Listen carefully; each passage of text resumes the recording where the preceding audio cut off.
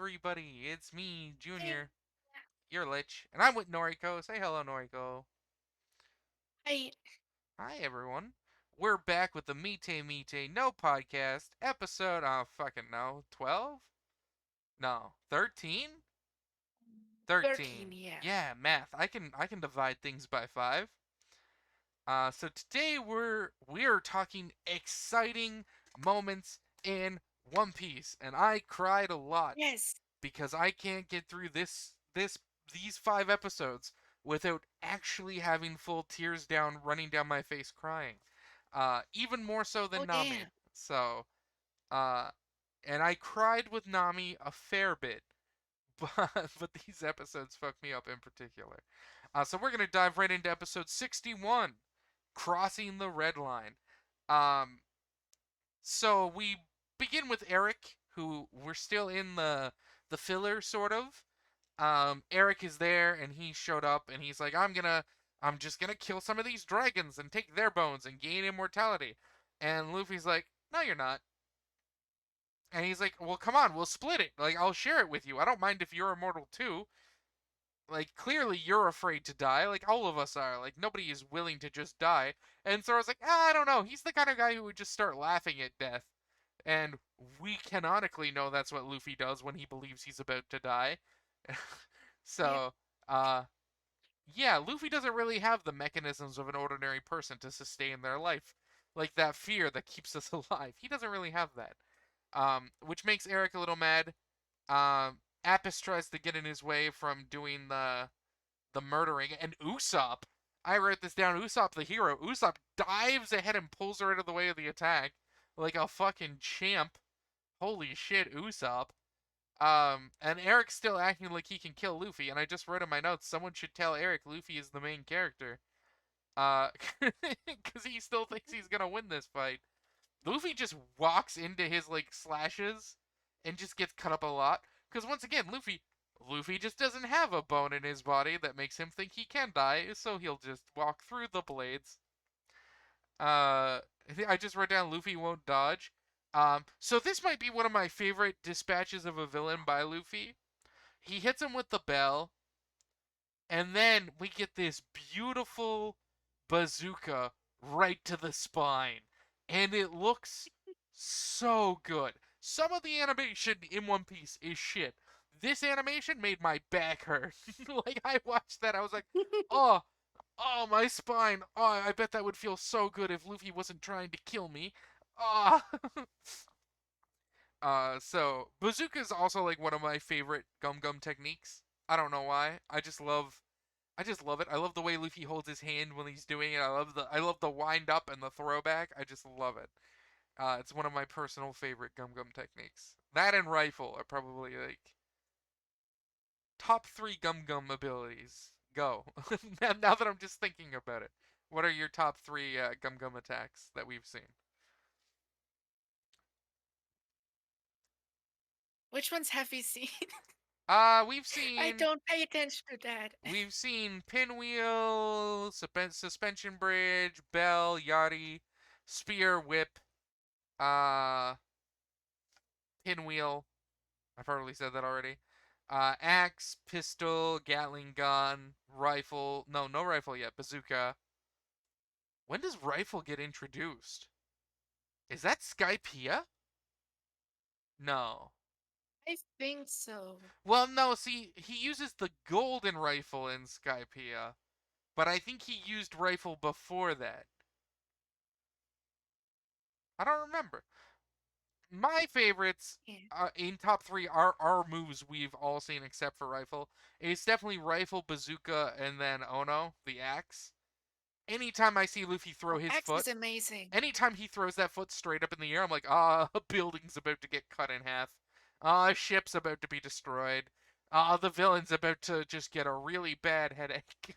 Like, it's a move that Luffy doesn't whip out unless he's like very serious in what he's about to do, and I really enjoy it.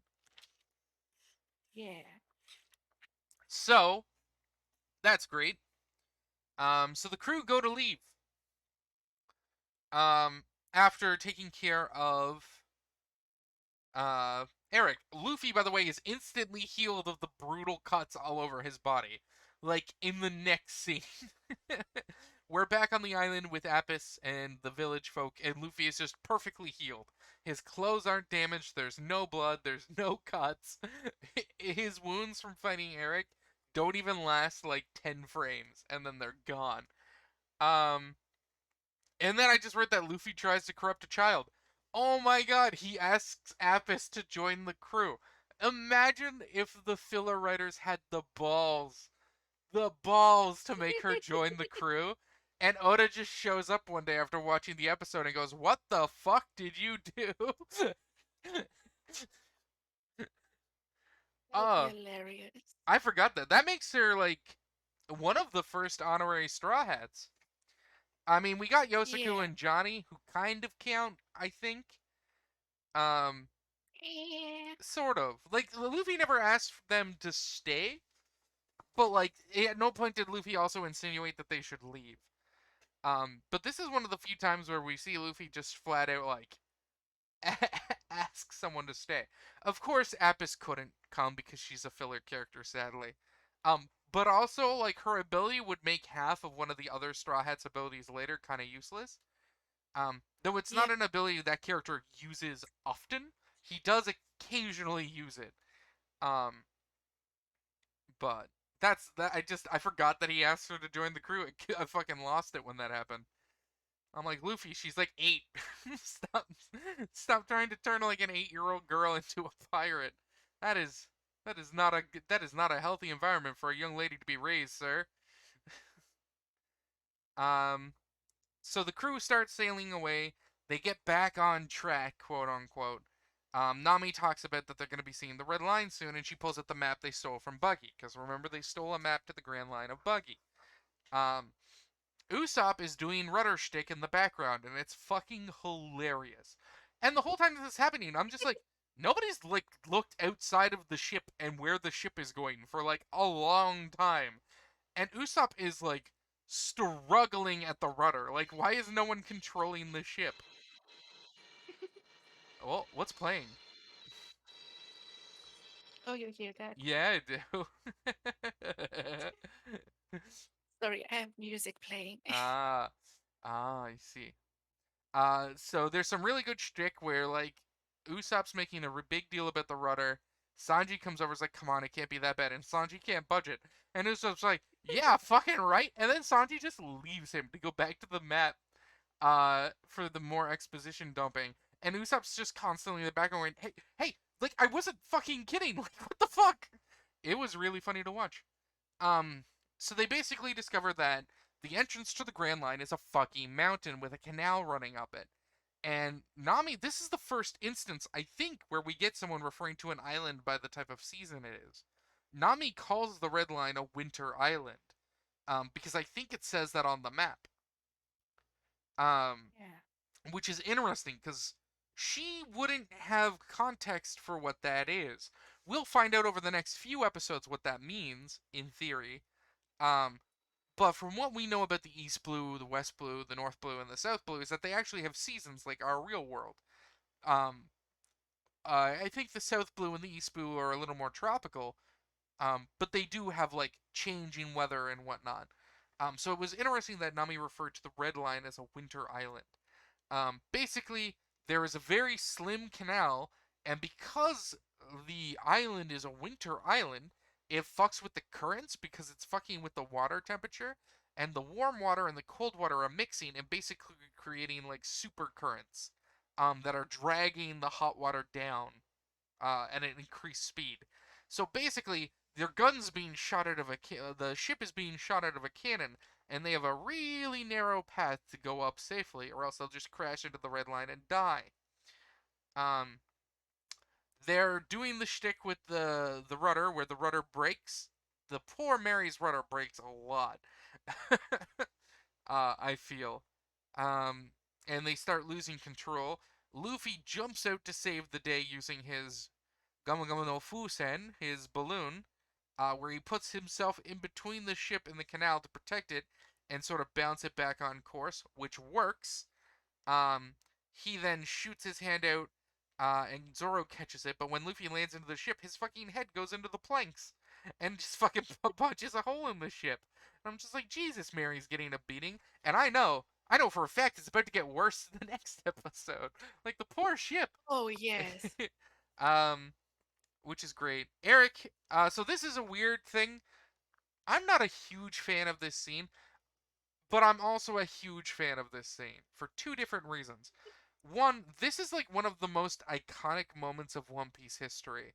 The Straw Hat going up Reverse Mountain to enter the Grand Line. It is iconic.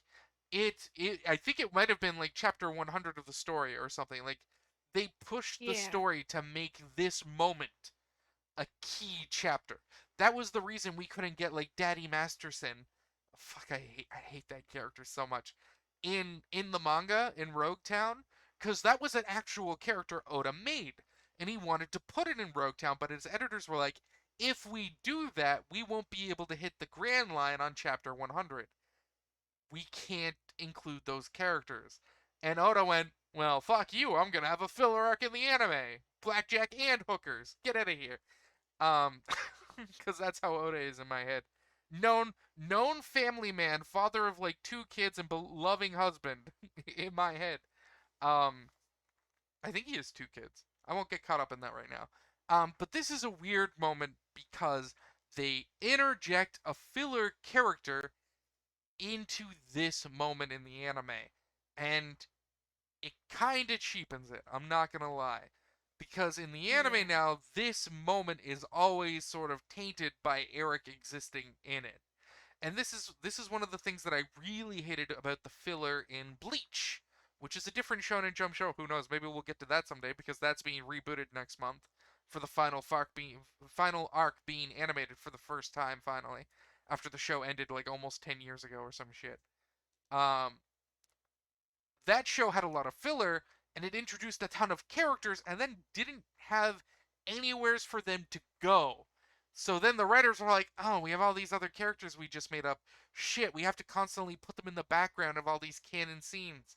And we have to cut away from the canon story to get reactions from these characters who don't fucking exist. Um, and it's annoying. However, as much as I dislike this because it kind of cheapens the moment that was purely the Straw Hats by adding this non-canon character in it, we also get to see Nami just straight up murder a guy and everyone laugh about it. Like, she kills him and they laugh about it. And it's fucking wild. So Eric jumps out on the fucking railing of a ship, shooting vertically up a mountain, because he's an idiot, and he threatens to just let loose and cut their ship apart if they try and attack him. And everyone's like, oh no, oh shit, we've seen what his cutting could do. What if he unleashes it on the Mary here? And then Nami just sweeps the fucking leg. She just runs up and kicks his. I'm gonna, I'm gonna die. She just kicks his leg out from under him, and he shoots off the railing because he was standing on the fucking railing of a ship, going vertically up a mountain at a ridiculous speed. Um, and he dies. We see him bounce off the water of the canal, which if he's moving fast enough that he's skipping on water, guess what? Every bone in his body just fucking broke. Like, we don't bounce as people. Like, we bounce a little bit, but if you bounce like that off a thing, you die. And Nami's like there clapping her hands, and everyone's like, oh, what a good idea. Why didn't we think of that? And then she's like, and he can't swim because he's a devil fruit user, so we won't be seeing him again. And then Usopp goes, with how fucking fast and turbulent these waters are, I don't think it matters that he can't swim. I'm pretty sure he'd die anyways. And then they laugh. We just see nominally, like, we don't see a lot of people in One Piece actually die in current One Piece. They get away with it a little bit more in filler, but anytime something dies in One Piece that isn't like Luffy eating food, it usually fucking stands out. Cause like even when Luffy's about to kill an animal for food, it cuts away. You never see Luffy kill an animal. You see him look hungrily at an animal, and then it cuts, and then he's next to a fucking skeleton, and he's eating all of the animal, right? Like, it stays cartoony with the violence, and then Nami fucking kills someone. This isn't even the most brutal killing we're about to see in this arc, cause Sanji, in like 15 episodes, Sanji kills like two things. We see him grab something's head with his feet and snap its neck, and I'm just like, holy shit, Sanji, you you just snapped something's neck in One Piece. What the fuck? Um, so yeah, Nami Nami kills a man, and then the music starts playing. Like, and Eric is sort of pushed out of my memory for a moment because we get back into the beautiful moment of them reaching the top of the Grand Line. We see the currents from all four of the east, or all four of the blue oceans, hitting the peak above the clouds, where the air is so cold that as soon as the water leaves the current, it freezes in the air and shatters, giving this constant rainbow constellation.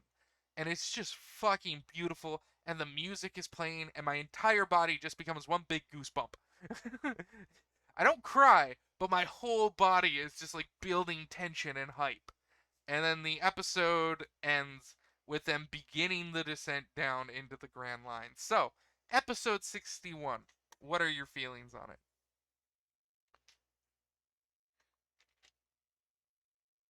Okay, first, I skipped the episode until this batch because I didn't want to watch 15 episodes.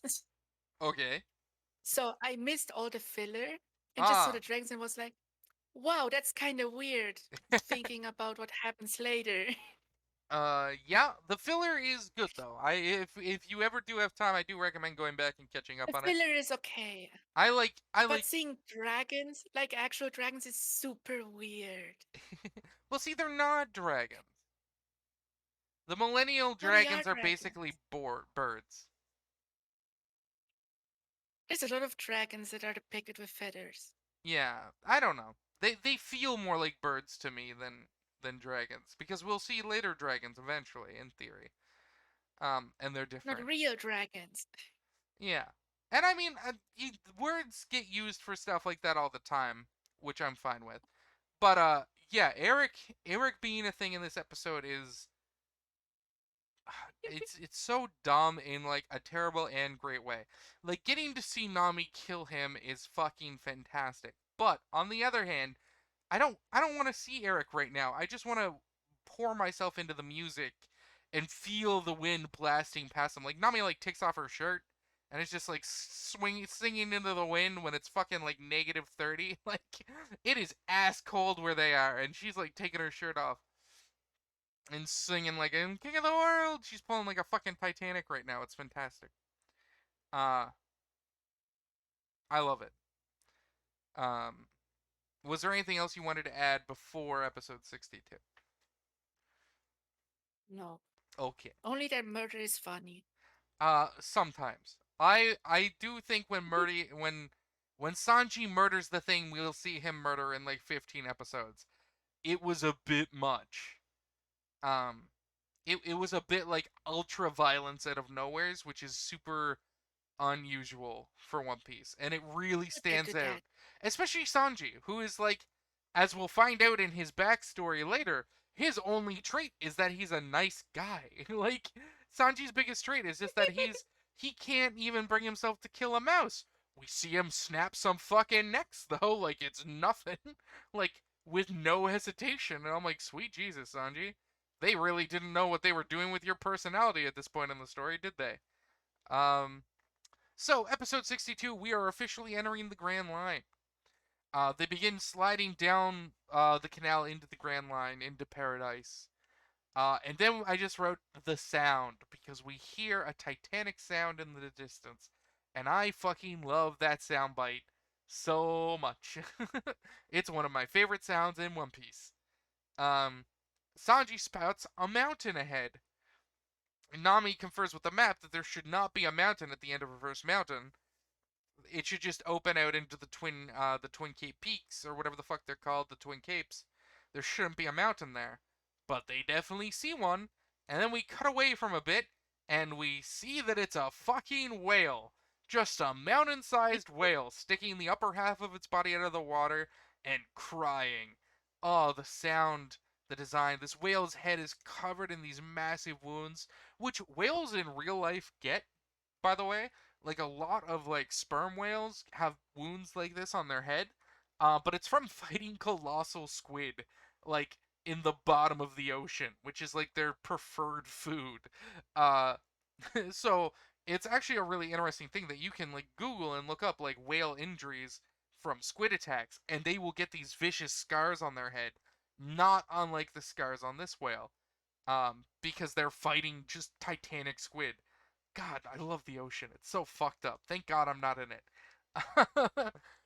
So everyone is panicking because again the rudder's fucking broken, so they can't steer the ship out of the way of the whale, and they're going way too fast. There's no way they could oar out of the way either, and they're just absolutely convinced they're going to die. And then we see a moment where Luffy goes, "I have an idea," and walks off screen. And I go, "Oh, that's never good. Why did nobody stop him? He said he had an idea. Luffy's not allowed to have those anymore. Like, what are you It's doing, time for everybody?" a Luffy moment. Yeah. So Nami, we get this really sick animation. And it's not really like an animation, it's kind of fake. Actually, the background looks like a PNG, but they just zoom in on Nami's PNG to make it look like she's moving or like we're zooming in on her. To make it look like she's moving in 3D space when she isn't. It's like a cool animation trick for the budget they had, but there's this like really depressing look, and he like zooms in on her face, and she's animated beautifully, or just drawn beautifully, where she's like, "We're gonna fucking die," and then boom, the cannon goes off and hits the whale point blank, and the force of shooting the cannon with their little caravel counters out their speed and balances the ship down to a much more reasonable pace. However, they still bump into the whale, which breaks the Mary's head off, which almost hits Nami.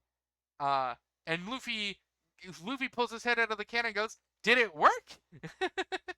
uh, which is fantastic. Like, it was a good idea. Definitely wouldn't have worked in real life, but I'm glad it worked. I wrote down that the Mary got beheaded. But the whale, like, we sort of zoom out to see the whale, and he goes quiet for a moment, but then nothing. Like, he doesn't notice because the whale is so big. It doesn't notice a cannonball hitting like its fucking blubber or a stick bumping into it. Like, it just doesn't notice the ship because the ship is tiny in comparison. However, boy, Luffy gets pissed. So the crew begins immediately rowing the ship out of the way, but that fucking whale right there broke my special seat. It blew the Mary's head off. Luffy can't stand that, so Luffy fucking punches the whale in the eye. Because that's what a man should do when he rams his vehicle into something that's living and breaks his vehicle. He should punch that thing for daring to be in his way. Um, that gets the whale's attention. So the whale just begins like fucking sucking in air. The whale just begins swallowing water and pulling the ship in. Luffy like jumps at the whale and starts trying to punch it and kick it. And there's this really great animation of him just stomping on the whale as it's swallowing the Mary and his crew. And it's so pitiful. And we will see a time much later in this show where something similar happens, where Luffy is losing his crew, and it's kind of heartbreaking to watch. This is like the diet version of that, where he's like slamming on the whale's back, stomping on it, begging with it, like, "No, you can't take them. We're going on adventures together. Don't." And then it swallows the ship, and Luffy just has this moment where he thinks like everyone might be dead, like they're swallowed. Like, what the fuck am I gonna do? Everyone's gone. It's just me. And then the whale starts to submerge, and Luffy's like gonna die. However, then he spots a door on the side of the whale and presumably dives into it. We then cut to inside the whale, with the Sunny, or the Mary, sorry. And the sky looks a bright blue with nice clouds and seagulls in the air, and everyone's like, "Did we fucking die?" Like, what the fuck is going on? And then a giant squid jumps out of the water in between them and a small island floating in this ocean they find themselves on. And before they have a time to react to the squid, a door opens on the house on the island, and three harpoons shoot out like crazy fast and just impale the squid dead. Oda is killing a lot of shit these episodes. Like, damn, this is violent for One Piece. Because again, whenever Luffy kills an animal, it happens off screen. We see him look at an animal, go, ha ha ha, I'm gonna eat that, and then it's gone. When we see Zoro and Sanji fight animals typically, we see that the animal like steps up to them, they strike a battle stance, and then the animal, we cut away and the animal is dead. Like, it's really weird that in this early part of this particular arc, Oda was just killing shit. I don't know why. Um, so the squid dies, and then we get one of my favorite pieces of shtick in One Piece. The person who harpooned the whale drags it to the island and then walks out of their house, and we see this ancient-looking man with a flower for his head, for his hairdo. And Sanji says, "Oh, it's a flower." No, it's a man. Which seemed like a stupid fucking thing for Sanji to say. Like, he's kind of a little high right now and not really all there. And then the music starts cutting. Like, it goes like dead silent. And the man, like, staring at them with this intense, bloodshot eyes, like, walking across his island. And they're all looking at him and sweating like this dude just fucking killed that squid with like 3 harpoons instantly. And then dragged the massive squid toward him like it was nothing. Like, this old man's fucking crazy. Who knows what this guy is or where the fuck we are? And then he sits down on a chair and pulls out a newspaper. um, and Sanji, yells at him, like trying to get his attention, which is fucking great.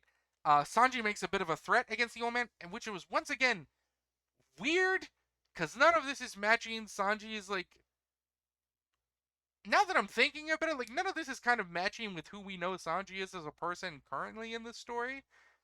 Like, he's doing a lot of shit here that retroactively, after Oda decided to give him more backstory, doesn't make any fucking sense. I wouldn't think the Sanji we see after Whole Cake Island arc would ever just threaten a strange man they find with cannons. Like, I just don't ever see Yeah. Sanji like doing that. Like, it's so weird to see Sanji like this hyper aggro, we'll shoot you, old man, kind of like, what the fuck, Sanji? Calm down. So we get this beautiful shtick that happens with like this beating drum beat that's like dun dun dun dun as it's cutting back between the characters, and the old man's like, I wouldn't shoot that cannonball if I were you. And Sanji's like, oh, why? He's like, well, if you shoot that gun, someone's gonna die. And it's like this dramatic pausing, and then it cuts back to the old man. He's like, it'd be me. Like, don't shoot me, please. And it's just this. And Sanji wants to kill him, and then Zoro holds him back, and then Zoro tries to ask the old man something polite. Like, Zoro approaches this like Sanji should. Zoro calmly walks up to him and says, hey, sorry, old man. Could you tell us where we are and who you are? Because we don't know. And the old man does the, normally before you ask someone's name, you should give your own. It's only polite. And Zoro's like, all right. I mean, I'm not going to get too annoyed with that. You're right. That's just good manners. Sure. So Zoro goes to introduce himself. And then the old man just talks over him, introducing himself and explaining, like, he's a Gemini and, like, when his birthday is and how old he is and his blood type. And Zoro's like, let me cut him. So we find out this man is Crocus, which is a type of flower. For my Stardew Valley players out there who are very familiar with this bit of foraging, you can do. The crocus is a flower in the real world that is pretty common, I believe. Um, and then we also get some shtick with Usopp. And during that shtick, Usopp's like, could you quit it? Like, why are you doing this? Like, why does this keep happening? And Crocus literally goes, well, have you ever heard of a gag? And I was like, this is a gag? Like, why are you doing it? He's like, well, you gotta repeat a gag like at least 3 times for it to be maximum funny. And it's the most fourth wall breaking meta shit we will see in One Piece. Like, Crocus basically looks at the manga panel at the reader and goes, haha, good joke, right? And I'm like, remember, kids, jokes are told in threes. And I'm like, what the fuck? Does Crocus knows he's in a manga? Is this character aware that this is called One Piece and that Luffy is the main character? Like, does does Crocus know Oda? Like, are they buddies? Like, what the fuck is going on here? It's like a Space Jam moment, like where like fucking Michael Jordan's getting messages through his TV. Like, what the fuck? it's a really aware moment that's very odd. Um, so we cut back to the whale. Um, I did write down that this shtick is so fucking good, and I do love it. This is like one of my favorite comedy bits in One Piece, and I'm glad that they only ever pulled this fucking meta humor shit like this one time to my memory. Like, Yes. this is the only time a character in One Piece says, I am doing a gag, and I'm doing it 3 times because that's how comedy works, you idiot. And I'm just like, what? um, it's really good though. It might be like my favorite comedy shtick in the show. Um, it's fantastic. Let me take a look here. So at this point, we cut back to the whale and Luffy. Luffy is running through these tunnels, which seem to be running through the whale and are lit up. Um, and then we get like one of the sad parts. It's not the part that makes me cry. That's the next episode. Um, but the whale, everything starts shaking in the whale. Um, and we see at this point that there are these 2 characters hiding in the whale, and they've apparently infiltrated the inside of this whale, in theory. And they're trying to get rid of the old man, we hear. And they refer to each other as Miss Wednesday and Mr. Nine. Ooh, how mysterious. Uh, and while they're getting ready to jump the old man in the belly of the whale, Luffy comes running up behind them, and then everything starts to shake, and Luffy falls into them and knocks them into the stomach.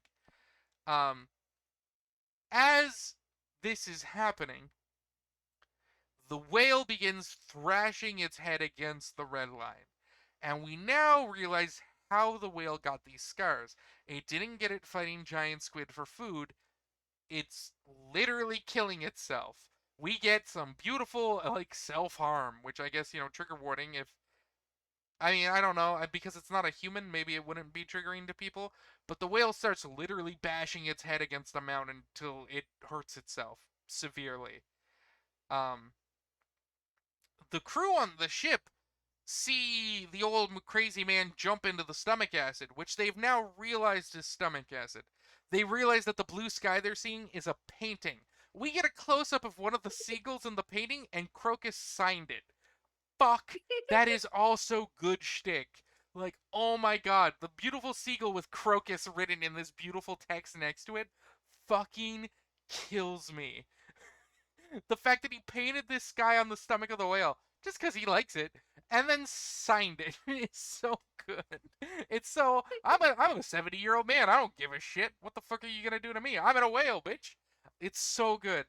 Um, they seem to believe just on pure instinct, or guessing that maybe this old man is trying to kill the whale from the inside out. And that's what's sort of happening. So he dives into the stomach acid. Miss Wednesday, Mr. Nine, and Luffy get blasted into the room. Their outfits are fucking ridiculous. Um, Luffy's like, "Oh, guys, you're all right, but hey, help me!" as he falls into the stomach acid. And because it's a liquid, he can't swim. So he loses all his power. He just says, "In any case, help me." um, and then we see Crocus just being a bamf. We get this scene where he comes up to this massive, like, turret mounted needle and says that the anesthetic that they're using is running out, or the sedative, sorry, not anesthetic. And he needs to make more medicine. And he injects it into the whale, and you literally see the whale get sedated. Like, it cuts out and you see the whale about to harm itself again, and then it loses all the strength in its muscle, and even its eyes go half closed. And I'm like, Jesus, man, like, this whale's trying to kill itself, and he's keeping it alive with sedatives. Like, this is a fucked up situation. Um, Crocus shows back up again. The crew have rescued Luffy and Wednesday and Mr. Nine. Crocus shows up, and they whip out bazookas and are talking about how they're gonna kill the whale. They're gonna get him out of the way. They're gonna kill the whale. It's gonna feed their island for years because of how big the whale is.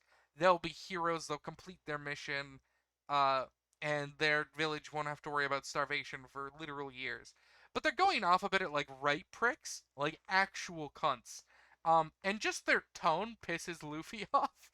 So he just hits them both in the head and knocks them both out. And everyone's like, "Why'd you do that?" And he's like, "Felt like it. Just felt like hitting them. They were really pissing me off." And I'm like, "Yeah, that's fair dinkum, fair That's dinkum." super based. Yeah, it's just like, you know what? If only we could just hit people in the head who pissed us off. But it's probably better that we don't. Um, they discover that Crocus isn't trying to kill the whale, he's trying to help it. That the whale is bashing its head against this rock, and he is attempting to save it. I don't know if it's in this episode because I didn't write it down specifically, but we discover that he's a doctor. It might be the next episode. But Next episode. yeah, I think it's next episode. But he mentions the whale has a name, which is Laboon, and boy, does that almost make me cry just having to say it out loud. Uh, I I love this whale a lot, Yes.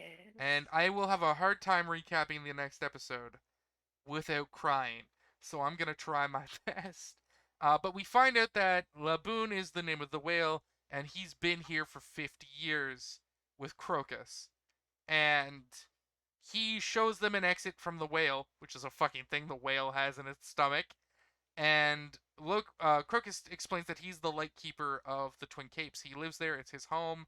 He helps people when they survive through Reverse Mountain, who don't try and kill him.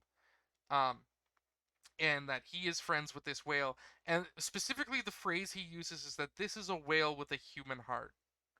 That is how he refers to Laboon. He says this whale has a human heart. And he says that he's going to explain that in the next episode. Before we go to episode 63, and I try not to cry manly tears, how did you like episode 62? I think it was pretty good overall. It had some of the best shtick in One Piece in terms of just raw comedy. Yes. This is peak comedy. And it's something that One Piece doesn't get right a lot of the time. Like sometimes a lot of the shtick they do, I'm just like, eh. Like we'll see some later with a character named Duval, and I'm like, I wish you didn't exist. I just wish your whole thing didn't exist. But this stuff with Crocus, that's good shtick.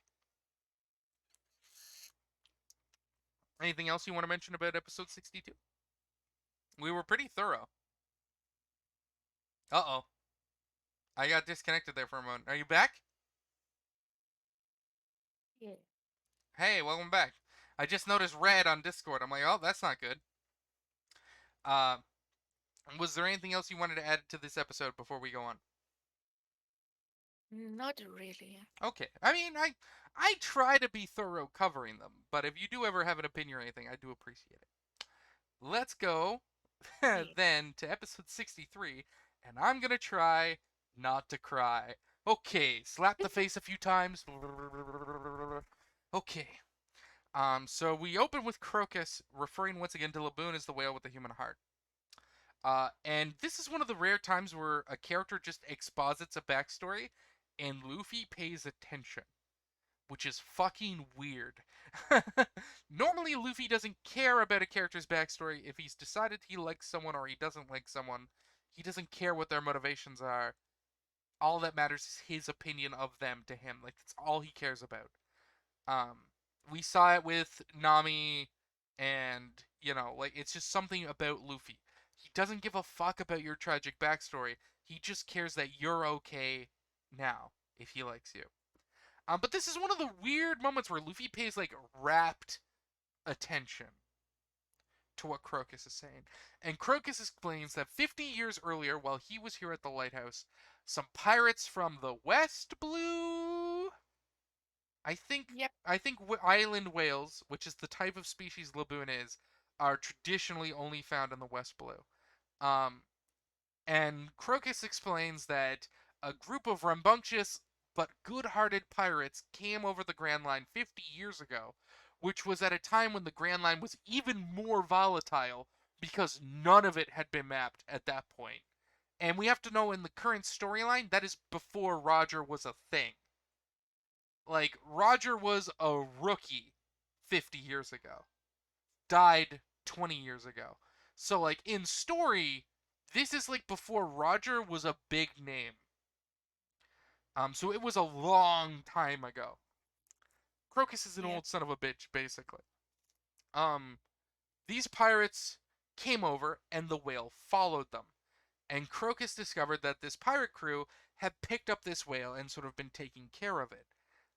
Basically, he explains that island whales fucking travel in pods, which doesn't make any sense with how fucking big they are. Like there's no way they'd be able to find food big enough to sustain that much biomass. But whatever, Oda, go off. I guess shit doesn't need to make sense. Uh, but I need to say these things so I don't cry. So just let me nitpick. Um, and basically, the pirates spent a few months with Crocus repairing their ship. They seemed to be like a super chill group. They weren't really in a super rush to get going, basically. Um, and they became good friends with Crocus, basically living with him for months. And singing songs and playing with him and like being a friend to him and Laboon, the whale. And when they were getting ready to sail out, now that Laboon and Crocus were friends, they made Laboon stay with Crocus. They asked him if he could take care of the whale. They explained they were going into the unknown in the Grand Line, and Laboon was still a very young whale who was very small, and they just weren't sure they could protect him from whatever was in the ocean.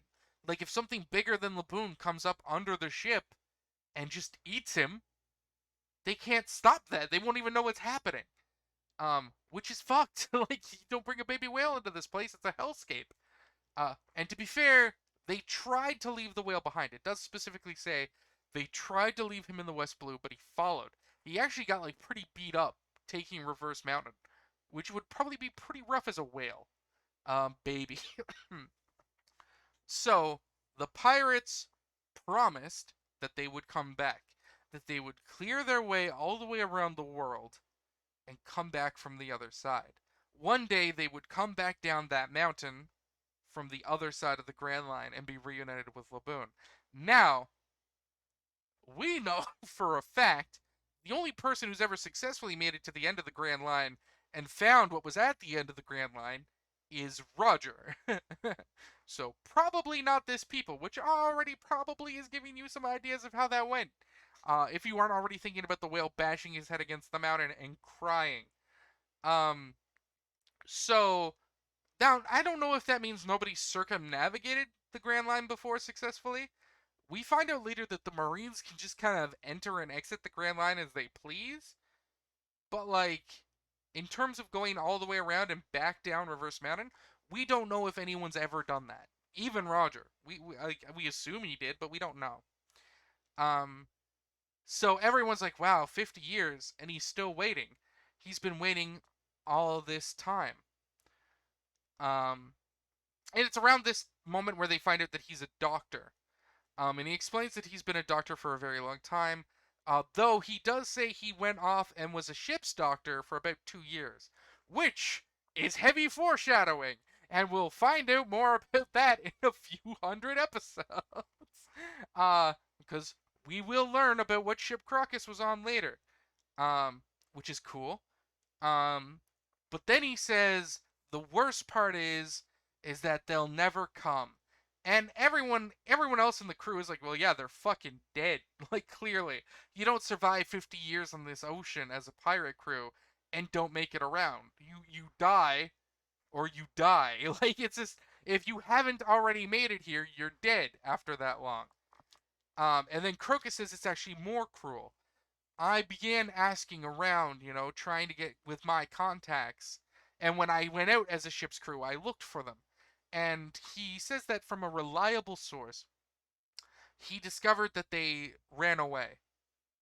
They tried to leave the Grand Line. They tried to flee through the Calm Belt. And as far as he knows, they were never heard of again.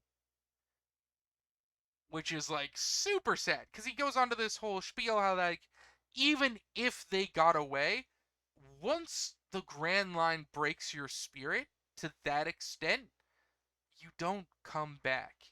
Like, if you somehow survived the Grand Line to get out of this ocean, you're not coming back to this ocean ever. Um, and we don't even know what blue they entered into. right? Like they might have entered into like the South Blue, right? The four oceans, the four main oceans of the One Piece world don't interact except for the Marines.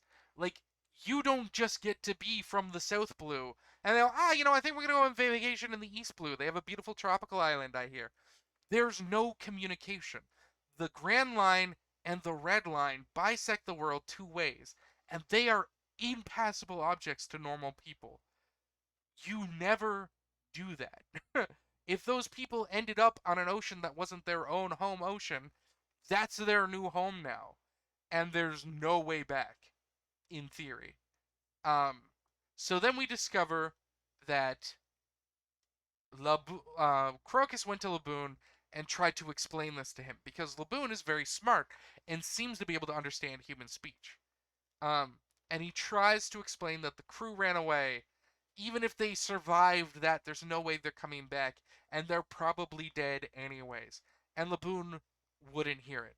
He started yelling and screaming, and this whale is massive. When it cries, it hurts everyone around it because it's so loud. And Crocus doesn't let up because he thinks that the whale needs to accept this.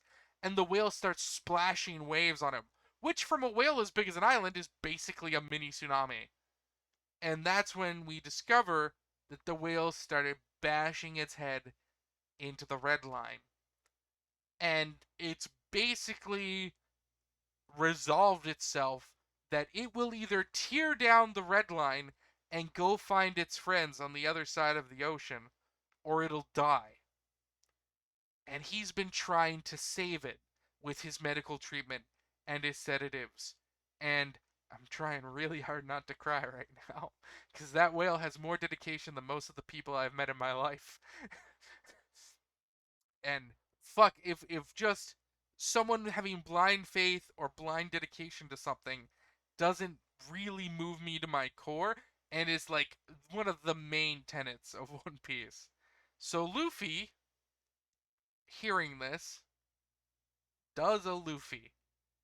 We see him run past the crew towards the whale, who's out in the water, still sort of sedated.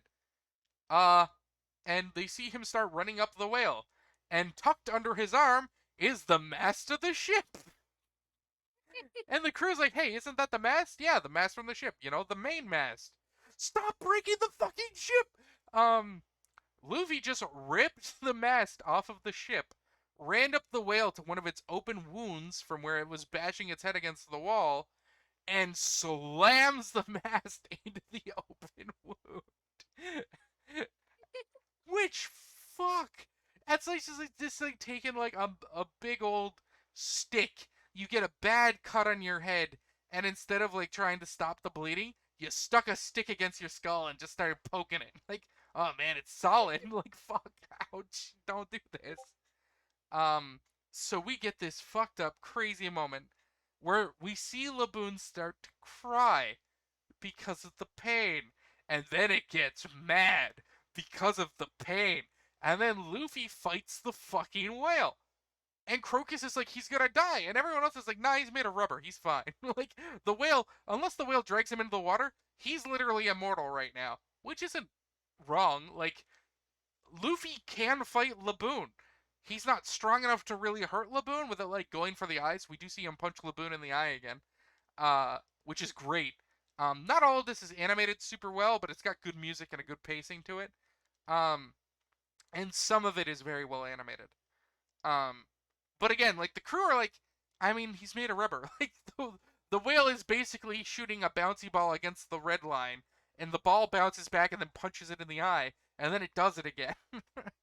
um, and we're all a little confused as what the fuck is going on. Um, why is Luffy doing this? And then after they exchange just a few blows, Luffy's voice cuts out clearly across the Twin Capes. And he says, "It's a draw!" And the whale stops. Because the whale can understand human speech. This whale isn't stupid. Like, again, it's been waiting for its owners, its friends to come back all this time. It knows the red line is separating it from its crew, so it's trying to destroy it. Like, this whale is smart. And when Luffy says it's a draw, it stops And Luffy smiles and puts his hat back on his head, looking like fucking shit. I might add, like he is drawn like he's fucking been put through a pile of mud. Like he looks like he's gone through the ringer. Um, and Luffy just looks at the whale and says, "I'm strong, aren't I? I honestly don't know which one of us is stronger. I could probably win this, but we won't know right now because I have to go. I have to set sail on my adventure around the Grand Line. But you're one strong whale, and one day, I want to come back here and fight you again so we can determine which one of us is really the strongest. So until that time, I want to make sure you're going to be here when I get back." And everyone like clues in that Luffy's like, "I'm going to give this whale something to live for. I'm going to give him a new promise. And I'm going to go around the world. And when I come back, I'm going to fucking beat this whale up." And fun fact, by the way, I am wholly convinced that, like, within the next 300 episodes, Luffy has already outscaled Laboon. like, like Oh by the yes. time we get to any lobby, like as soon as Luffy starts doing his gear shit, I'm like, Laboon, I think you lose. I think you're out already. He can already make his fist as big as you are and punch you with it. That's all it takes. Like, modern day Luffy would beat Laboon like he was a kid in a playground. Like it's not a fair fight anymore. Um, so we get this beautiful moment where like Crocus is like, "Oh, holy shit, this kid means it." And Crocus has this moment of just like, and I think Crocus would be a little sad, like, "Why are you doing this? You're filling him with hope again." But it works. Laboon accepts that. Like, the whale isn't stupid. It knows its crew is probably dead, but it won't let itself believe that because, I mean, who wants to believe that everyone they love is dead? It's easier just to be angry. And fuck, I'm trying not to cry really hard. Uh, and it knows that Luffy is just giving it an out. It's giving it a new promise. And it doesn't know that Luffy is stronger than the whole previous crew it was on. So maybe the whale can tell already that Luffy's a bit stronger than they were. But 50 years is a long time. We don't know how whales' memories are for small details. Um, Uh, so we get this beautiful scene where Luffy paints an absolute fucking horrible straw hat mark on the whale's head and tells him, "I want that mark to be on there when I get back, so you're not allowed to bash your head on that wall anymore and ruin it." And he just like effectively stopped this whale's suicide by punching in the fucking eye a few times. And it's great. It's just really, really good. So we cut away from that. Sanji's preparing a meal to celebrate. Crocus is talking to the crew, letting them know a little bit more about the Grand Line. Luffy finds something on the ship that apparently Mr. Nine left before they scampered away. They ran off at some point. Um, and Crocus says it's a log post. These few episodes are full of exposition. They are really exposition heavy. And he basically explains that all of the islands on the Grand Line are full of magnetic metals that basically fuck with the atmosphere. So ocean currents, wind currents, weather patterns, all of it are fucked up, especially magnetic fields. So an ordinary compass just won't work because all the islands are so magnetically strong or weak, they're pulling the compass in every way at once and it just spins endlessly. Which, I just want to say, they've discovered infinite power. Now that I think about it, they can just they can literally just create infinite power in the One Piece universe by harnessing the magneticism in the air of the Grand Line to create like infinite motion machines that are frictionless. They have just created infinite power. Holy shit. Ah man, I wonder if we'll see a character who's really, really smart bring that up later. Let's see if Oda clued in that he fucking gave this world infinite power and isn't using it. Holy fuck, that just blew my mind that I just had that. That is not in my notes. That just happened right now when I realized things spin here forever if they're magnetic. Um so Nami's freaking out because as a navigator, she knows this is extremely difficult to handle. However, he tells her about the unique compass Luffy has, a log pose. And what the log pose does is over a set amount of time, the pose can become attuned to the pull between two islands. Instead of relying on a static magnetic position like a compass does to point north, this compass just focuses in on the pull between two islands and will point from one island to the next. Each island has a different charge time, um, and you won't know probably how long it takes you to charge to an island until you get to it. Um, but this is basically how you travel in the Grand Line. So some shtick happens. Uh, Sanji breaks the log pose by kicking Luffy because Luffy ate all the bluefin tuna, which again was a filler thing, so I don't really give a fuck about it. Good, it's gone. I don't need to think about the bluefin fucking tuna anymore. Uh, the blue nose, whatever the fuck it was called, which makes Nami furious, so she sends them in the water, which of course makes them land by Mr. Nine and Miss Wednesday. Uh, they realize that their log pose is gone, so they don't have a way home anymore. Because again, you can't navigate the Grand Line without a log pose. So even if they've been there before and have gone from there to here, they can't get back without that compass. So they get up and begin begging humbly to be let on board the ship to be taken home. And then Nami's like, "Oh, sorry, we broke it." And they, show their nasty colors again. And then he goes, "Oh, but Crocus-san just gave me his." And they're like, "Oh, sorry, please take us." Like it's shtick. It's not as good as the Crocus shtick, so I'm not a huge fan of it. It just kind of fails to be as funny as the rest of the funny going on. But Luffy says he'll take them. And Crocus is like, "Hey, you probably shouldn't. Like, they're real dirtbags," which they are. And he basically says that there are 7 routes you can take from the Twin Peaks. Basically, 7 different magnetic poles that you can tie your log pose to, based on where you spend your time. I guess he doesn't explain how you lock onto a specific island. He They never explain that. He just says you can choose one of 7 starting points on this island at the Twin Capes and then head off. And he says, "There's this beautiful moment." He's like, "Are you sure? Like you can pick any of the 7?" And Luffy says this fucking beautiful line at the end of the episode, which I fucking love. And it's, "If we don't like the route, we'll pick a new one for the next trip." And I'm just like, holy fucking shit. Oh, saying that gave me goosebumps. He's like, "You know what? If at the end of the trip we don't think we picked the best route, we'll go again. We'll pick a different one this time." And just the look on Crocus's face is just like, oh, this kid fucking means that. Oh my god, my heart's beating again for the first time in 30 years. Oh, this little boy does things to me. um, but the Straw Hat crew leave with that nugget of just awesome dialogue. We see Usopp patching the ship together with metal plates, and again exclaiming that he's not a shipwright. He will do that a lot until they get a shipwright around episode like 380. Um, it is something that they desperately need with how much they damage the fucking ship all the time. So they set off. They discover they're heading to an island called Whiskey Peak, to deliver Miss Wednesday and Mr. Nine back. I did skip over a scene. At one point while they're in the water, a vulture and an otter show up in the air, uh, and throw a bomb at Miss Wednesday and Mr. Nine because they failed their mission to kill the whale and get rid of Crocus.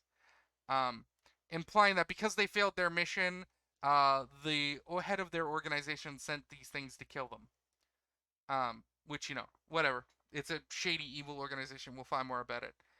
So the crew leaves, and Crocus just stands at the edge of the Twin Capes and watches this whirlwind crew that had come into his life. And he says a line that basically amounts to, "It looks like things are getting interesting, Roger." And that's the end of the episode. And fucking what a bomb to end the episode on. Um, so this is implying something that we will find out much later. Crocus was on Roger's crew as the doctor. And that's fucking wild. We don't find out anything about that for a very long time, but this little moment where he brings up Roger, I forgot about this line. So when I heard it, I was like, oh shit. Oh, that's deep, man. Like, oh, that's great. I love it. So how did you like this Gave me episode? chills. The big chills. This whole episode, it goes from like full on crying to like the oh, if we don't like it, we'll go one more time around. Like if we don't like it, we'll pick a different route next time. It's an amazing episode. It's really good. I full on cry during the Laboon stuff up until Luffy starts fighting it. Um, and a little bit afterwards, where like it's clear why Luffy is doing it, and we'll find out more about that later. But like this whale just speaks to me on an emotional level. And I was just full on like tears running down my face crying. Not just like, my eyes watered up a little bit, I might have cried. No, I was just sitting on my bed just crying watching the episode. Which is good. It's nice to feel things every once in a while. It's nice to be reminded I have emotions. Um, but that takes us to episode 64, uh, Whiskey Peak. And like the first half of the episode is basically our introduction to the Grand Line through Nami's eyes. um, so basically, we cut into them sailing out. It's snowing. Zoro and or Usopp and Luffy are playing in the snow. They're making snowmen and snow statues. Luffy destroys Usopp. So they begin fighting each other with the snow. It's very cute. Nami is inside bundled up, and the two idiots are in there too. Not Zoro and Sanji, the other two idiots, Miss Wednesday and Mr. Nine. And they're acting super cocky because Nami hasn't been paying attention to the ship. And she's like, I just checked the course like a few moments ago. And they're like, yeah, but that was a few moments ago. Like you're not actively watching the ship. Like this is the Grand Line. Are you trying to die? And she's like, what do you mean? And she looks at the log post and then screams and realizes that somehow, in the short time she wasn't looking at it, the ship in it got caught in a current and just spun 180 degrees around. Like it was just going the wrong way. Um, so what happens next is like the first half of this episode is basically just like weather torture porn.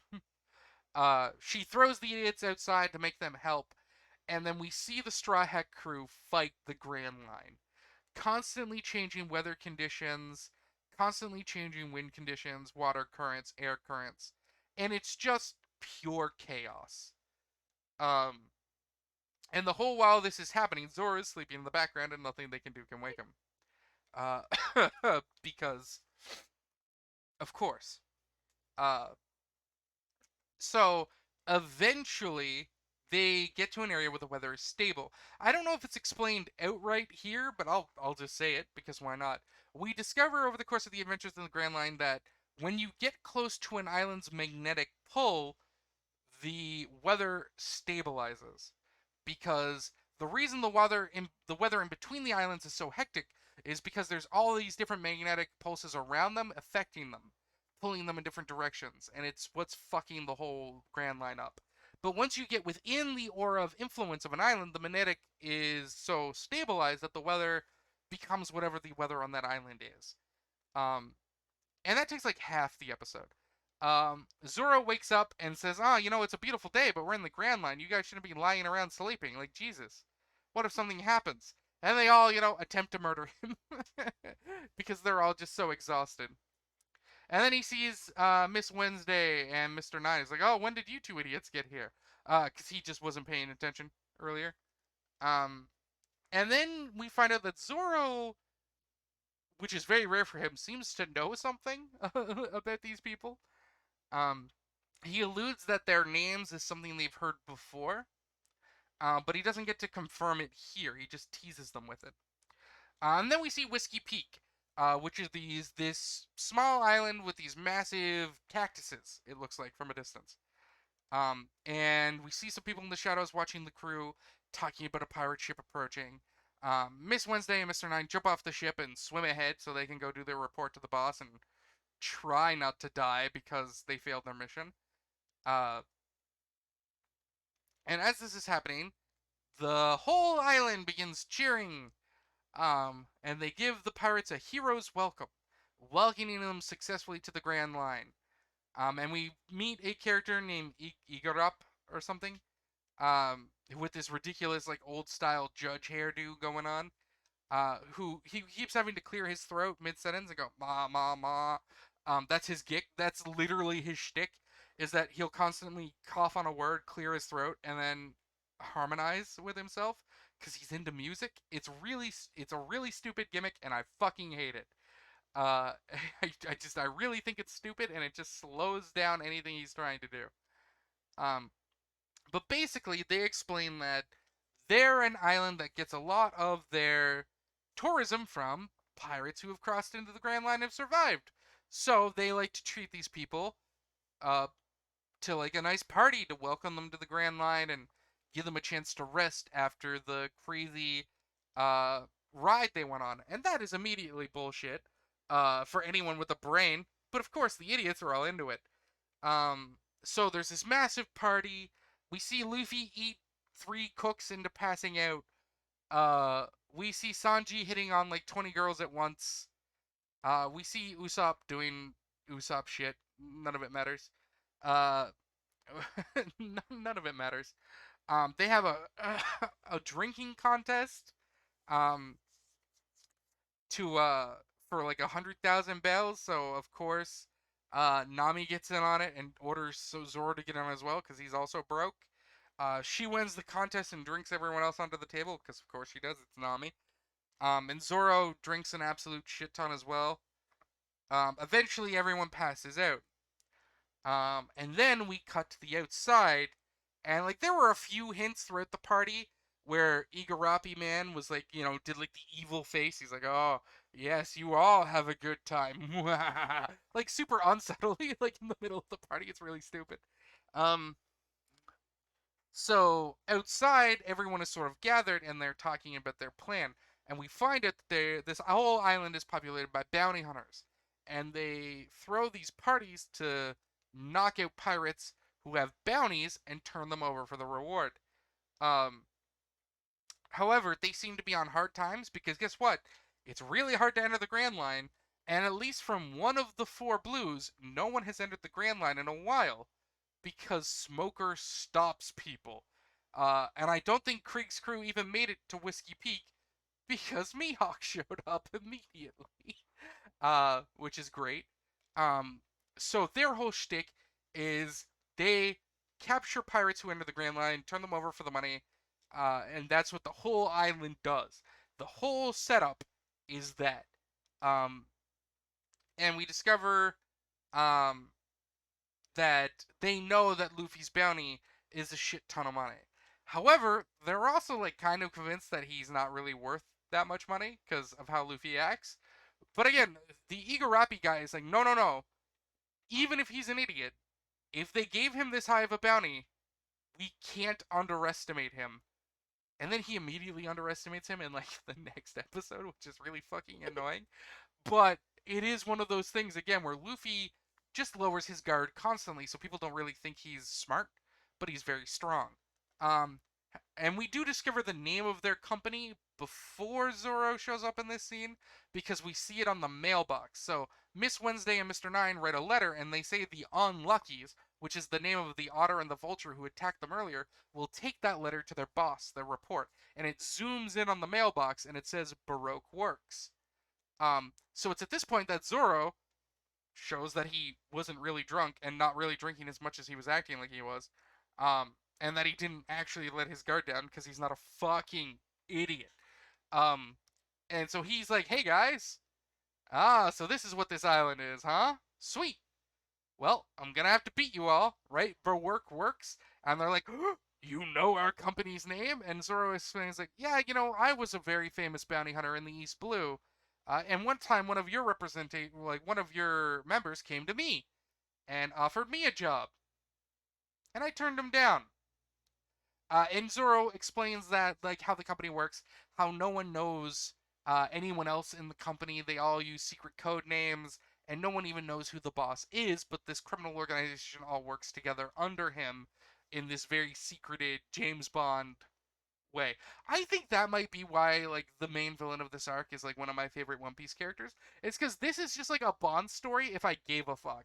Like this whole Baroque Works thing is like, what if there was a Bond plot of a movie that was good and I liked it? Like it's just like all the best parts of a Bond with a lot less of the creepy sexism and rape. So like, I'm just like, nice. Oh, a little bit less of that. Um, so Zoro explains this. I think in the manga, I thought it was in the anime too, but I might have missed the line somehow. But I believe he said that when the guy made the offer, Zoro said he accepted only if he got to be number one, and the Baroque Works agent attacked him for rejecting the offer because, of course, you can't know about the criminal organization, and Zoro killed him outright in the flashback. I don't know if he says that here. I thought he said it here. Maybe I'm wrong. Maybe that's something that's revealed later. I don't know. But that's what happened. One of the numbered agents showed up to Zoro and was like, "Hey, join our organization. You're a well-known bounty hunter. We could use you." And Zoro's like, "Sure, if you let me be the boss." And he's like, "No, you fool, die." And he's like, "No, I'm Zoro. I'm like one of the main characters. I'm not gonna die. Die already." Uh, so then we get a bit of exposition where we learn about the cactus rocks, and we find out that the rocks of this island aren't actually cactuses. They are just covered in crosses from graves of people the people on this island have killed in their bounty hunting expositions. Like, because guess what? If only one member of a crew has a bounty, everyone else on the crew has to die too. You gotta put the body somewhere. So they just bury them on the rocks, and all the things that make it look like they're prickly cactuses are actually crosses. So they declare that Zoro has to die for knowing the company's secret, and they all yell, "Attack!" And then he's gone.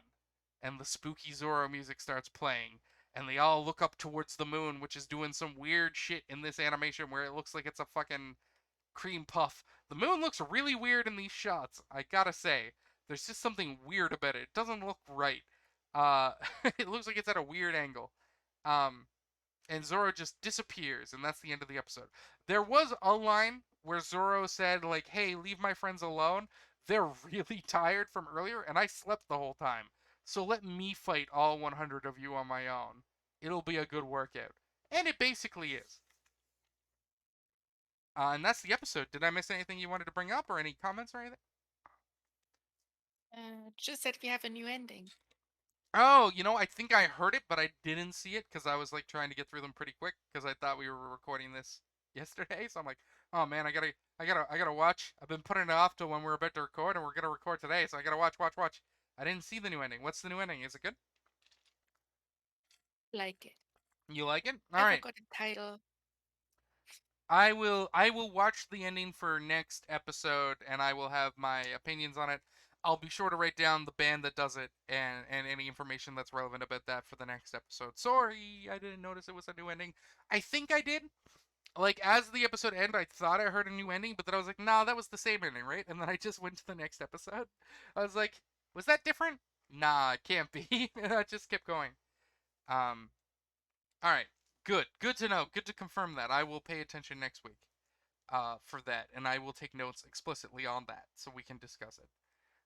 That brings us to the last episode of this week's podcast, episode 65, where I just wrote down Zoro kills a town. And then the next line is this episode goes full Looney Tunes, and it fucking does. This is basically Zoro just having a blast. Um, with a lot of really, really stupid animations and shit. Like, there's one moment where Zoro, like, fucking cuts a circle into a roof and then walks away from it, and then everyone lands on the roof, and he's like, "Oh, careful, that's not stable," and then the roof falls out under them, and it's like, that's a Looney Tunes bit. He just pulled a Bugs Bunny. That is that is literally a Bugs Bunny he just did. This episode's fucking silly. My notes on it are not very long. It's mostly action. However, I will bring up we haven't seen Zoro fight in a canon episode of One Piece in about 30 episodes. We haven't seen Zoro fight, really, since he lost to Mihawk. He did a little fighting with Hachi, but he was really wounded, and Hachi didn't put up much of a fight. That was mostly Zoro getting hit around and then one-shotting Hachi twice. And we saw him put up a bit of a fight against Arlong, but at that point he'd already been opened his wound fighting Hachi, and all that happens off screen. We really don't see Zoro fight Arlong. We see Zoro stand in Arlong's way and be unkillable just enough to slow him down. But this is the first time in literally half of the show we've seen Zoro fight. Like, he has not had a proper fight in canon since Mihawk at like episode 25 or some shit. Like, we have seen more episodes where Zoro never fights than episodes of Zoro fighting, which is wild. When I was watching, I'm like, wait, when was the last time Zoro fought? Like, actually fought? Because he didn't in Rogue Town. There were a few scenes of him knocking away some baddies, but then Luffy gets struck by lightning and they all run away. And then he instantly takes out Toshigi without even, like, attacking her. He just disarms her out of nowhere and pins her up against the wall. Like, we never saw him fight. And I was just so blown away that it's been so long. Um, and I mostly wrote down that this is like murder porn for the next little while. Because Zoro just starts beating the shit out of everyone. It's great. Um, oh, there is one scene I wanted to specifically bring up. So during this, Zoro mentions that this is the first time he's getting to fight with his new swords. The Sendai and Kitsetsu and Yabashiri, I think is the name of the other sword. Which again was what clued me in that holy shit, he hasn't fought since he lost his swords against Mihawk. Holy shit. Um, but there's this scene where he talks to the swords like they're people. Like he cuts with Yabashiri and it's like, oh, you're a good blade, nice and light, very sharp, you handle nicely. And then there's a moment where it looks like his hand jumps on its own and he kills someone. And he's like, whoa, I didn't tell you to do that, you fucking demon child. Like, he looks at the Sendai Kitetsu and is just like, so this is what a cursed blade is like. Well, guess what, you fucking little shit? A master sword should only cut when his master wants it to. Like, and you're gonna fucking bend the knee and listen to me.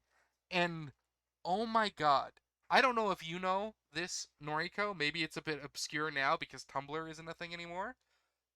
But the fan art this scene has created is some of the best One Piece fan art you can find.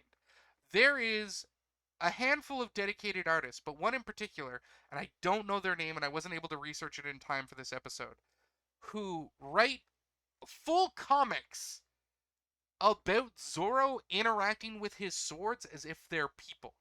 It's a thing in Japanese that is called like Gijinka. It's very popular in the Pokemon scene, where people draw Pokemon as humans, but they're still their Pokemon selves. So you'll see like an Eevee person. It's a person, but they're an Eevee, and they're doing people things, but they're an Eevee. It's a very common thing, and I'm making it sound really weird because furries, but you know, whatever. I'm also a furry, so deal with it. Um, but this scene where he talks about the swords with their personalities and like we see the Kitetsu use Zoro to kill someone. It is sentient. We see it move his hand and kill someone.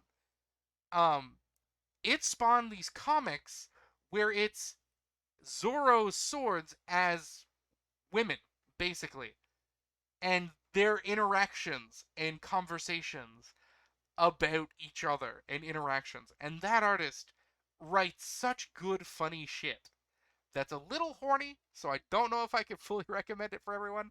Because I'm pretty sure at one point there's an argument where the three of his swords are arguing about which one of them he likes the most. And Wado Ichimonchi's like, well, I'm the one he puts in his mouth. And then everyone shuts the fuck up. And I'm like, damn, bitch, slay. Like, all right, you true. You're the one he puts in his mouth. I guess you do have a special relationship with him. Thinking of you as a person makes that way more erotic than it should be. Um, find the comics. I'm sure they're still on Tumblr. There are dedicated One Piece fans on Tumblr who are super active. It has an active role playing community, fanfic, fan art. It's huge on Tumblr still. A lot of it's probably lewd, even though Tumblr got rid of porn. Ha ha ha. That didn't happen. It just ruined. It just made it annoying for the people who were just trying to have a good time. By keeping all the worst shit. Um, but if you can find these comics, I will try and find them for the next session, so I have a link for them. But they are good shit. They are amazing shit, and the artist is amazing. And I just love that this one scene where he treats the swords like living things and that have their own personalities just spawned a whole part of the fandom that is super obsessed with the weapons of One Piece being people. And I wanted to bring that up because it's a really cool piece of One Piece history. Uh, Not canon, of course, but it's just the fandom of this show is fantastic when they're not doing weird things on Twitter trending. I didn't see that, by the way. I don't look at Twitter trending ever. But that was apparently a thing like a week or two ago. Um, so, getting away from that scene, we see this beautiful moment where a child runs at Zoro with a knife. He hits the knife out of its hands. A nun comes up to grab the kid and is like, "Oh, you wouldn't possibly hurt the child." And then she pulls out like a gas spray from her fucking cross, and the kid whips out a pistol, and Zoro cracks them with the back of his sword. And he's just like, "Hey, if you're gonna do that shit, do it on someone who gives a fuck, cause I'd kill you." I didn't though. I used the back of my sword, so forgive me later, all right? Um, and I just wrote down that Zoro is an equal opportunity murderer. He doesn't care if they're male or female. If they get in his way, he'll cut them down. Which is really good. And then we get a moment which I hate because it's Igarapi doing stupid shit where he's like, "Ah, the government must have made a mistake. This is the man who's supposed to have the bounty. That drunken idiot clearly isn't the strongest member of the crew. This man's taking on 100 of us at once." And I'm like, "No, no, Zoro is still weaker than Luffy. He just hasn't earned a bounty yet." like, like, no, no, you're wrong. Um, and that's something I love. I love that Luffy's position on the crew is just that he's slightly stronger than Zoro and Sanji. And we'll see that later in a scene, and I'll point it out very specifically. Uh, a few arcs from now. Um, so then the named characters try to get in, the people with numbers. We find out that Igarapi, or whatever the fuck his name um, is number 12? 11? What's his number? I didn't write it down. I just always write down his name as like Number 8. Igarapi. Number 8. We find out that his partner is Miss Monday? Yes. Yes. Who is this huge black woman who dresses like a nun most of the time, but who's like a buff bodybuilder with like brass knuckles. Um, she gets a hold of Zoro and like picks him up by the neck, throws him to the ground, and punches him in the head with the brass knuckles. We cut away. She like breaks a part of a building doing that, and Mr. 8 is like, "Ah, well, that's taking care of it." And then we hear her scream, and Zoro's just standing at his height, and she's on her knees, and he's got his hand on her head, and he's just crushing her skull. And he's like, "Well, come on, you said you were strong. Like that was an okay hit. Like I'm bleeding a little." But is this it? And so this is the thing in One Piece: muscles don't matter. like muscles don't mean shit in One Piece. In fact, the more muscular a character seems in early One Piece, the weaker they probably are. It's just this weird thing Oda does a lot where he'll draw a character really buff to make them look menacing, to make it look all the more impressive when the Straw Hat member defeats them, but it just kind of fucking is weird that Zoro with his little scriggly arms just like grabs this one by the head and breaks her skull, even though she's twice his mass. Um, but he does that. And everyone starts freaking like, "Oh my god, he took out Miss Monday.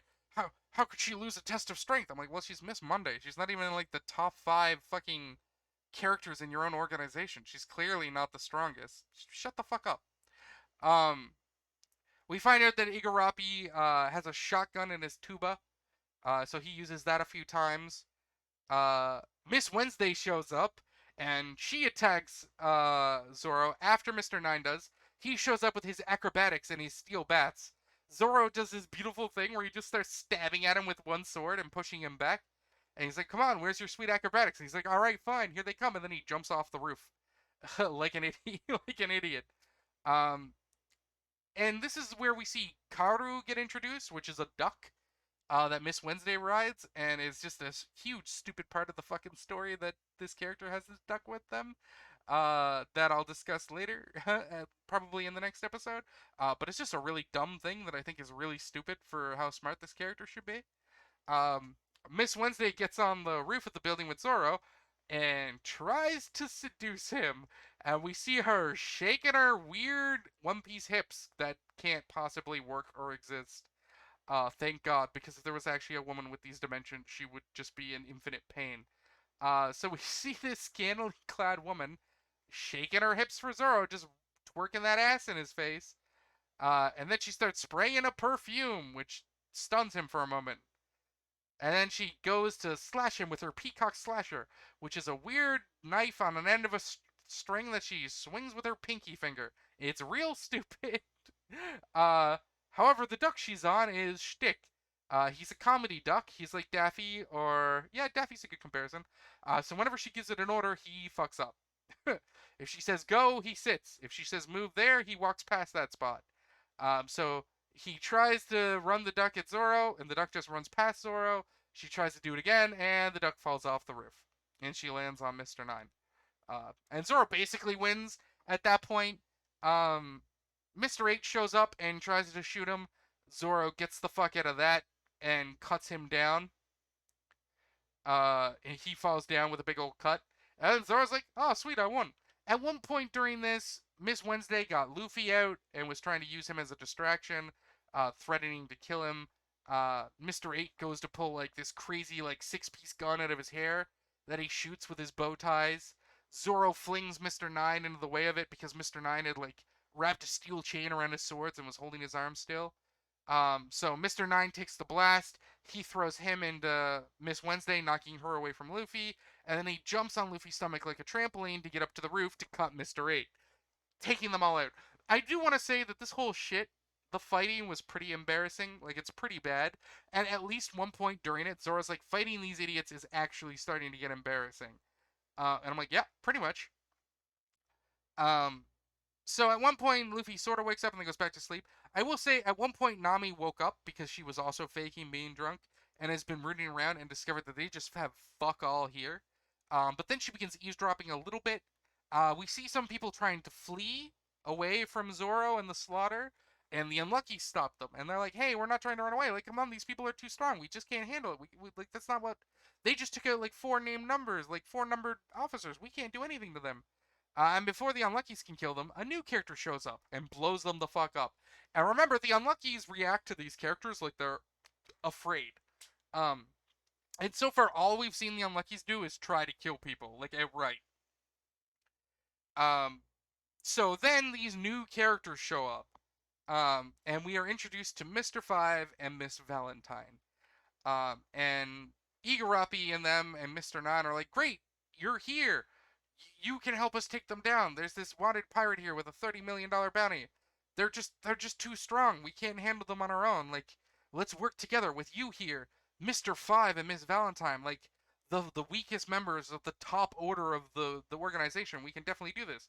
Um, and Mr. Five's like, we're not here to help you. Like, we didn't have any idea this shit was going on. There's no way we could possibly be here to help you with this. And they're like, well, what do you mean? And he's like, well, we were sent here on orders from the boss to kill a fucking rat. And Mr. Nine's like, what?